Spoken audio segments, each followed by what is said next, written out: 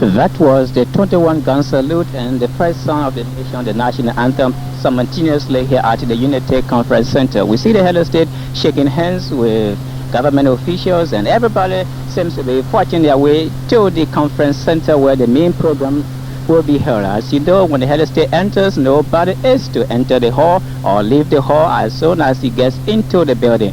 Several cameramen, pressmen, government officials, chiefs and other top officials are now making their way along with the head of state dressed in his military khaki uniform, Class A uniform, so to speak, militarily. They are now entering the building of the Unity Conference Center where the head of state is expected today to give that very special, important message to the Liberian people and indeed the world. Well, our remote crew is also inside the building itself, and we are located at the outside part of the building. So we joined them from this end to tell you exactly what's going on in the Unity Conference Center. Dan Brown, Matilda is over to you in the building. Thank you very much, Titus. Thank you very much. And this is a good station here. And we are out here at the Unity Conference Center in Virginia to bring you live the head of state's major policy speech to the nation. Well, as you may have heard, that the head of state already arrived. It is 27 minutes after 11.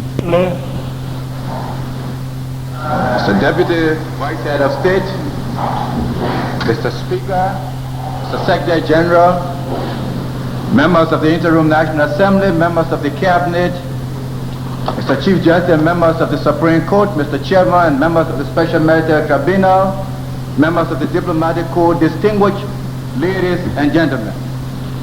It is for me an honor at this time to present to you our illustrious and dynamic head of state, His Excellency Dr. Samuel Kanyon, who will now address you, the head of state. That's doing, and the head of state is coming down from the Western podium, and as you can hear in the background, a round of applause. In fact, it's a standing ovation as the head of state walk up to the podium, dressed in his khaki black hat, and join the podium, the head of state. Mr. Vice President of the International Assembly, Mr. Deputy Vice Head of State, Mr. Speaker, Mr. Secretary General, and members of the International Assembly, Mr. Chief Justice and members of the Supreme Court, members of the Cabinet, Mr. Chairman and members of the Special Military Tribunal, Mr. Chief of Staff and members of the Armed Forces of Liberia, Mr. Grant and members of the Diplomatic Corps, Mr. Chairman and members of the Special Election Commission, Superintendents of Counties, Padama clan, chiefs and elders, heads of business houses, prelates, fellow citizens, distinguished ladies and gentlemen.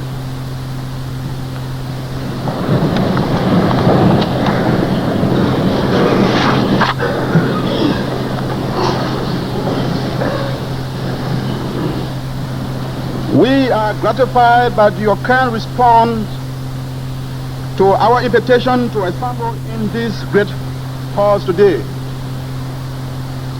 The historic process which we have embarked upon and the mission we undertook 5 years ago for the liberation and development of this country make us duty-bound to invite you here to review the conditions and development in our country. As we are about to embrace the advent of the new year and to open perhaps the most significant chapter in our power march toward the Second Republic.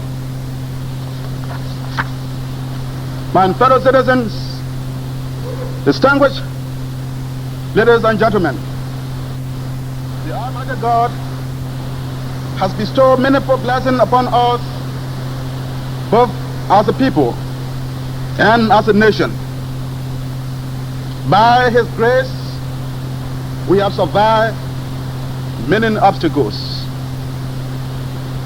We want to thank all of you, citizens and friends alike, for your efforts, prayers, and concern in bringing about and maintaining peace and unity in this country. After more than 133 years of independence, the system of government in this country has ceased to be a response to the needs and aspirations of the people. Very few people exercise almost absolute rule over the majority of our people. The gap between the government pronouncement and performance increasingly widening. The social contact between the government and the governed was rendered meaningless. Thus, by 1980, the national consensus was that a change in the national leadership was necessary and imperative. Consequently, that having determined that all avenues to peaceful change were closed, the men and women of the armed forces of Liberia, under the leadership of 17 gallant non-commissioned officers, overthrew the True Party government on April 12, 1980, and the great setback it has brought upon the nation. The trials have begun in the Special Military Tribunal of the military personnel involved. Trials of civilian and politicians are to begin in the civilian court as soon as preliminary investigation by the Joint Security are concluded. Considering that the investigation are still continuing, we are not now in a position to make final determination of the fate of all those concerned, for we believe that much as we may be inclined to show out of mercy, it is important to exert the due process. Meanwhile, based upon security report and consistent with our desire to sustain the reconciliation process being preached by me and many other citizens, including Bishop George D. Brown and Reverend Peter Amos George, we have decided to order the immediate release from further detention of the foreign individuals. As up to now, we have not received the warrant for official detention. We, however, request that they remain available to assist with the ongoing investigation if the need arises. 1.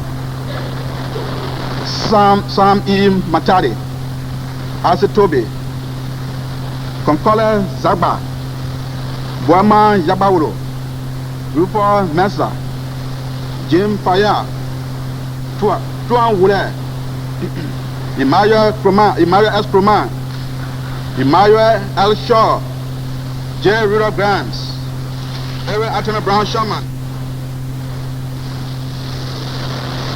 E. H. Brooks, Arne A. Jenkins, and Kwame A. Clement.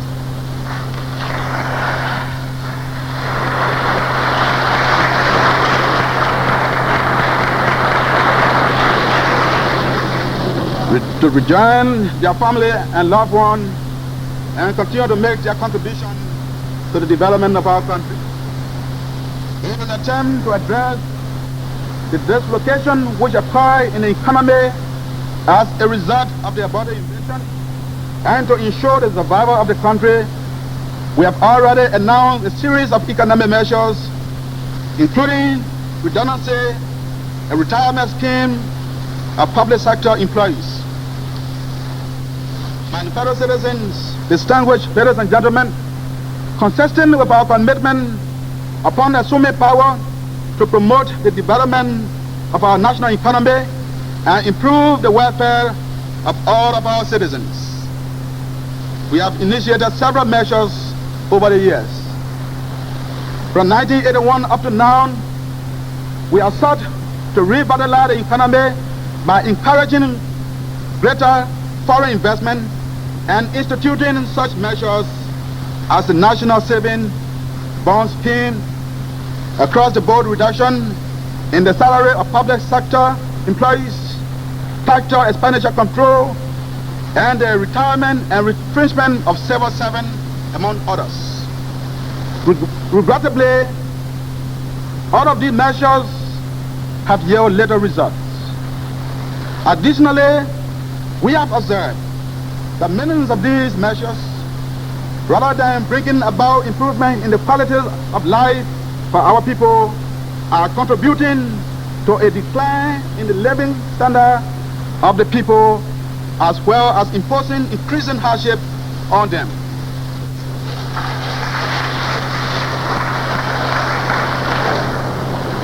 For indeed, while these measures are being taken, there are thousands of children leaving college, entering the job market.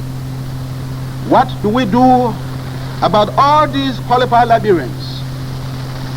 What do we do about those to be retired? What do we do about the numerous requests for development and job to travel throughout the country?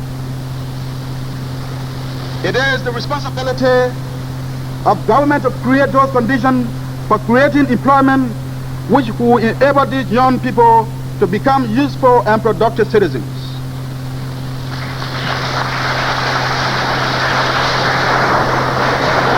It was in this light that in my speech to the International Assembly and the Liberian people in general on the 5th of this month, I alluded to the fact that other measures which require fundamental changes in our thinking and attitude will have to be resorted to. In this interdependent world, we have come to realize that no nation can truly develop and prosper in isolation, but require the full participation of all people. It is the responsibility of the government and people to determine what could be in the best interest. We have become increasingly convinced that the place to start is with the land. Our people must develop and grasp a re-identification of the concept and system of land tenure in this country. Traditionally, our people have nurtured a strong emotional attachment to the land. It was out of this strong emotional attachment to the land that the founding fathers enshrined in the Constitution of 1847. The provision restricting land ownership to citizens of this country who must be of Negro descent. While this strong emotional attachment to the land has been passed on from generation to generation until this day, yet our people have not adequately tapped the land to our national economic benefit and development. Consequently, in the face of our continuing national economic dilemma and the harsh reality of our economic situation, it becomes increasingly imperative to adapt a changing world condition and keep pace with other accommodated nations, particularly those of the African continent. We must create the atmosphere of free to the land to provide for its improvement, for investment and employment, whereby all to benefit. However, we are aware that many of our people own and have invested extensively in land and reap properties, real estate property in other countries, in Europe and the United States, thereby providing employment opportunity for the people in this country. Accordingly, I have been pleased to have received the following communication from the dissolved People's Redemption Council, dated April 26, 1984, which I hereby quote. Mr. Head of State, the Council acknowledges with thanks your letter dated April 25, 1984, PRCV DM2509, slope 1984, directing that we carefully review your proposal relative to land ownership in Liberia by non-Africans. Mr. Head of State, land is power and wealth.